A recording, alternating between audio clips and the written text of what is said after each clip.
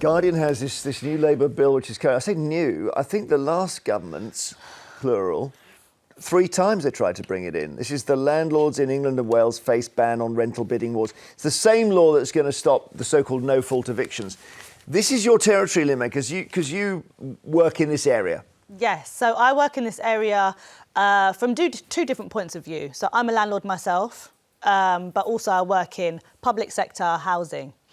And I think how landlords are made to feel is demonised. And I think what the government need to do is work together to incentivise landlords so that they do remain good landlords. Now, the majority of landlords are good landlords. Of course, you get some rogue ones, you get some selfish ones, you get some horrible ones, but the majority aren't. And I think this demonisation of saying we're going to stop you doing this, stop you doing that, I think loads of landlords are just going to pack up and go. But this particular thing the Guardian is focusing on, Carolyn, is where they say the rent is £100 a week, and then someone says, I'll give you 120. Yeah, and that's it, isn't it? It's anyone who rents needs to know that it's security. You can't just keep moving goalposts. Why not? No, because it's not right. I'll give you an example. So I will put up my rent for a very, very reasonable amount, OK? And I've done this before, put my hands up.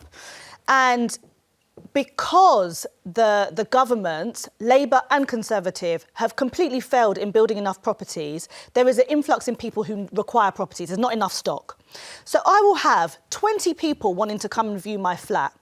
Now, if someone says to me, I really, really want it, my work is just next door, if the person is offering what you've asked, let's say £1,000, I can pay £1,200. Can you consider that? That is what the free market is. What is wrong with saying, I'll offer a bit more? She's going to take the higher offer. Why not? Well, because I think if you've made a deal with someone, they say... But we haven't yet. But still, if you've made a promise to someone and they've started planning that they're going to be moving in and they've started planning their future and you've made a commitment to them... Oh, of course, but we're not talking about this here. What this is saying is that if I advertise, let's say... on open rent, whatever. Yeah. If I advertise that my flat is going to be £1,000 a month and I have 20 people that attend and one of them says I'm willing to pay extra... So they can't even outbid each other, is that why? Right? It's not a promise. Carolyn, you explain. So, I mean, Lynn knows far more about this than me, but if we take this back to basics and say, so you go into a supermarket and they have got a tin of soup for £1 and this is the last tin on the shelf and somebody comes along and says, I'll give you £1.20 for that. Is that right? No, it's not right. Well, that's what you'd be in favour of that. But I don't agree with that because it's set as a corporation. But if you then, which I've done many times around the world, if I go to a market and a guy says, oh, you know, pound of potatoes, whatever, and I say, oh, someone else says I'll offer you a bit more, I don't see anything wrong with that because it's private. Yeah, I think you've got to have a level. You've got to have a point where you say, no, that is the price, and that's what I'm advertising it at, and you can't move the goalpost. Okay. What about a car? What about a second-hand car? If you say I'll pay a bit extra, but if I've advertised it at one price, I want to sell it at one price. It's gazumping, isn't it? Yeah, is it where somebody else comes in and offers a higher price? Listen, I don't know the rights and wrongs of it. The other thing, of course, is no-fault evictions. You can't throw people out for no reason. I don't know how they're going to stop that, Carolyn, because what you do is if you're a landlord and you want somebody out, you just say, I'm really sorry, I'm going to sell the house. And then you don't sell it. I think it's a poor name.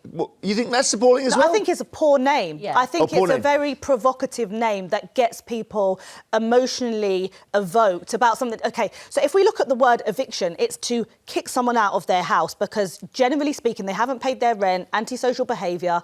We're talking about... That's not no fault, though. No, but then what does that mean? Like, OK, so say, for example... It means you just got bored of them. No. Oftentimes, most people, they want good tenants and tenants want good landlords. Right. And if, say, for example, I have a tenant who's been in my property, I fall on hard times because there's this huge misconception that landlords are wealthy, rolling in it. They're not. Oftentimes, they just have one property, maybe left by a parent or whatever. And they need to get that property back to either move in their own child or sell it because they've got no money.